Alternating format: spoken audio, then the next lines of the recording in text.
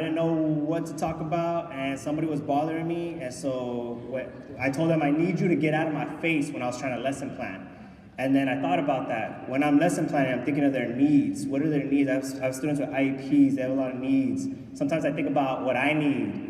So it's like my materials for the lesson itself. There's just so many needs, like the word specifically. I was trying to be inspiring and motivating when it came to this PowerPoint.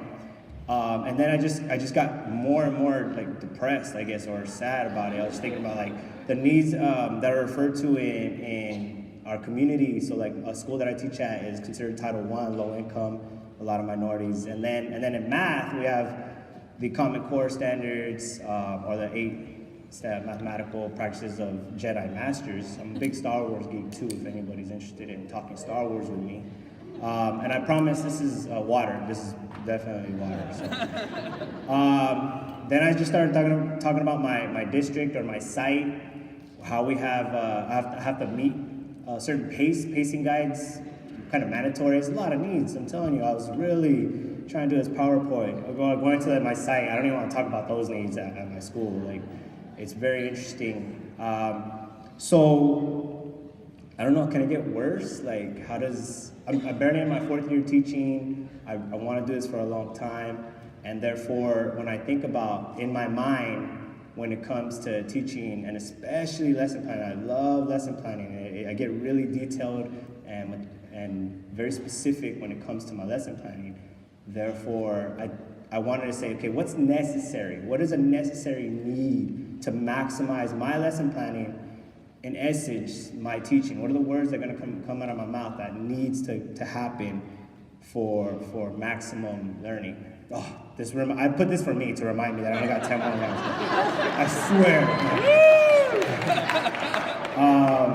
So let's just wait till this one goes to the next one. I'm not going to say another word until the next one goes. Okay. First and foremost, I believe we need to live a healthy lifestyle, and that as long as you know you're trying your best, minimize your own stress, maximize your potential, because my students need us to be as healthy, as happy as possible. I was also thinking, is it possible to support as many students with their needs, with their personal needs, with the materials that I use for mathematics? When they're doing math, am I getting them in-depth learning rather than just covering topics? I'm really hoping that we're transitioning away from covering many materials, and I believe in that. I know we need to fill in many holes, and it might take extra effort, but I want to be proactive about it in filling in these holes when I'm lesson planning, and I think that the extra effort's worth it. So one of the things that I learned, 5 mathematical practices of something, I forgot what book. Anticipation and monitoring. So definitely when you're lesson plan, you want to anticipate. I think that's a normal thing. And then selection and sequence. So those are the 4 of the 5. I totally forgot the 5th one. Don't know what that one is. But I feel like that's an actual need when I'm lesson planning. I need to do that before I start messing around with all these other needs. You do need to understand my train of thoughts all over the place. I think of so many random tangents. Therefore, if I had more time, or if you want, I can explain myself in a thorough conversation and a drink if you want to buy me one. And so, 2 more slides.